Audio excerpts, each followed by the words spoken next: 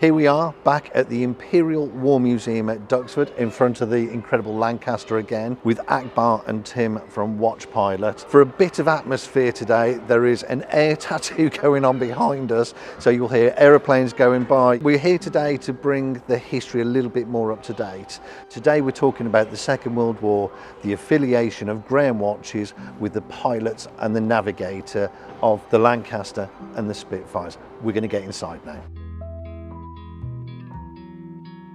So I'm up here on the balcony in front of the Lancaster bomber. Tim is inside in the pilot's seat. As you saw earlier on in the film, there's no space in there for two of us to get in and film, so we're doing it slightly separately. I've got a couple of questions for Tim. Tim, you're a commercial pilot for one of the big carriers. You take people all around the world to luxurious locations. You also fly privately as well. What would the difference have been between flying in the Second World War in a Lancaster bomber and today's flying? I mean, it would have been very noisy, claustrophobic, very smelly. I mean, just to get into this cockpit is a job in itself. I mean, one of the things that strikes me is how basic the instruments in this aeroplane are. Much more, the kind of instruments would be more familiar today in a much smaller aeroplane. In terms of navigation, today we fly with fancy toys, GPS, inertial navigation systems. In this, we would have simply been relying on a map, a compass, a stopwatch, and the stars to navigate. Tim, what kind of altitude and what speed would the Lancaster have flown at, and what would the conditions be like up there? Would have been flying probably around about 24,000 feet, and the temperature, the outside air temperature would have been minus 25 to minus 35 degrees. Incredible. So that's why you're wearing the big sheepskin jacket and you've got the multi-layers of gloves on as well today. Exactly, yeah. So the sheepskin jacket, and we'd probably been wearing a silk pair of undergloves, and these gloves I'm wearing today.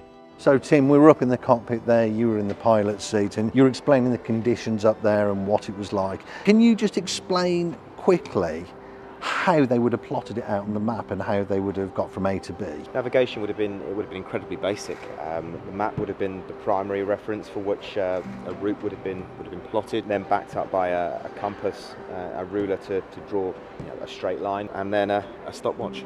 Wow, as simple as that.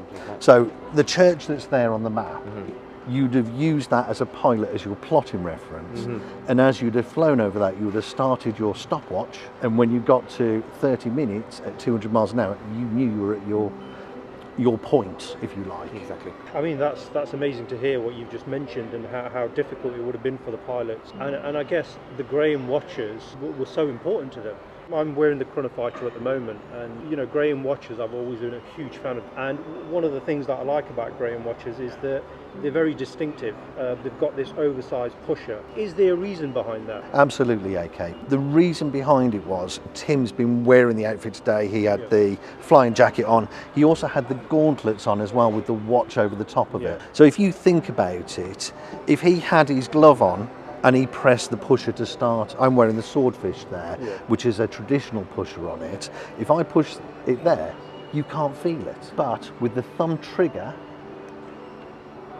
you can put your thumb on it, you can feel it, you know you started it. It was so important for them that when they went past plot A, click, we start, we are moving, we are timing. We know in 30 minutes we're at plot B, where either you're dropping your payload or hopefully you're making your way home. This is us rounding up from the Imperial War Museum at Duxford. I'd like to thank them for all their help, for loaning us a Spitfire and a Lancaster bomber. Go onto the website, www.watchpilot.co.uk.